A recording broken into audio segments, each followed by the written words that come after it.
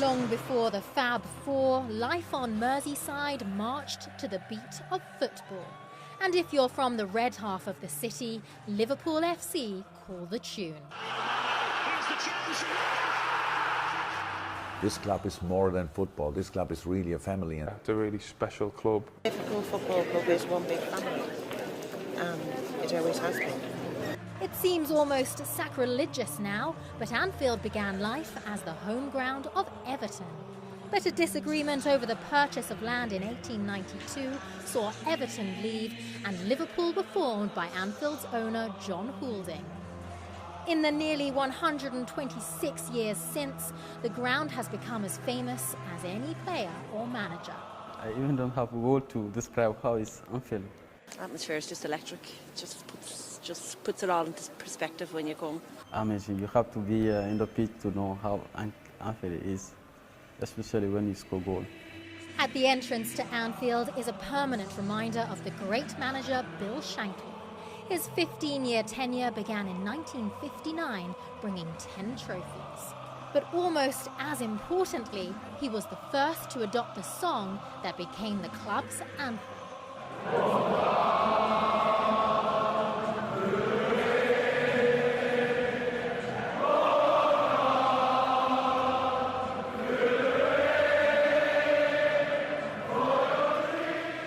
It makes the hairs on your neck stand up.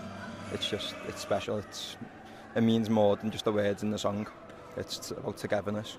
Every time you hear the cops singing it, the hairs on the back of your neck go up. And your hairs stand up on the back of your neck and you get like a shiver going through you. It's unbelievable. Liverpool found success in Europe, winning 4 European Cups over the next decade under Bob Paisley and Joe Fagan. But that period ended in infamy with the Hazel Stadium disaster.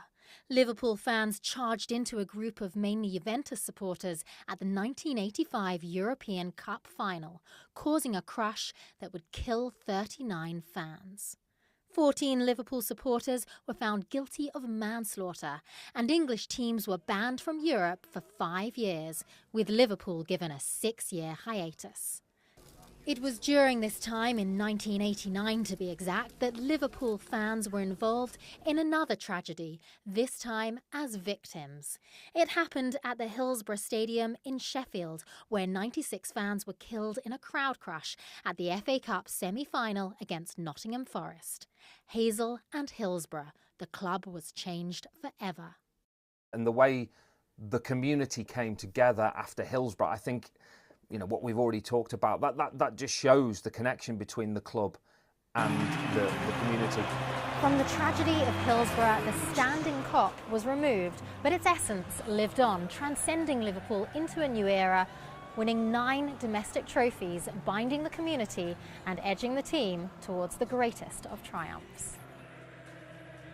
Istanbul 2005. On European football's grandest stage, Liverpool were 3-0 down to AC Milan at half-time in the final. But faced with a seemingly inevitable defeat, the fans didn't give up on their team. And they all in unison started singing "You'll Never Walk Alone." Now this is when you're 3-0 down in a Champions League final.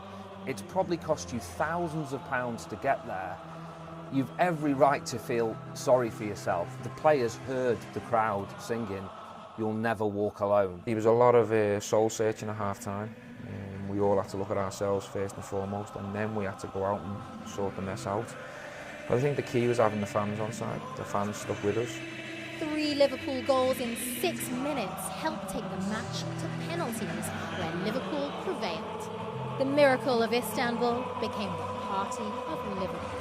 But since that night in 2005, the club has endured ownership struggles and financial troubles.